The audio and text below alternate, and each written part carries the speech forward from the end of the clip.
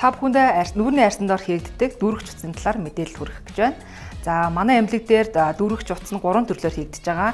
Нэгдүгээрт меш утас буюу одоо торлог бүтэцтэй утас байгаа.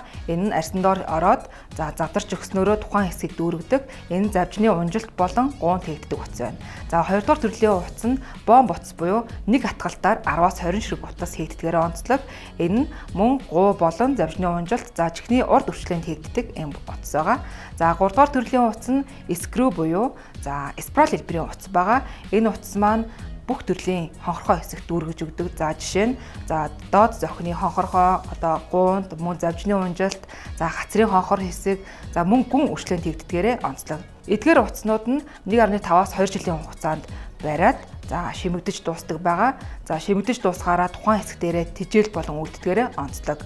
Та эдгээр утаснуудыг хэлхийг хүсвэл манай Infinite эмнэлгийн салбаруудаар болон доор гарч байгаа утсаар холбогдож мэдээллийг аваарай.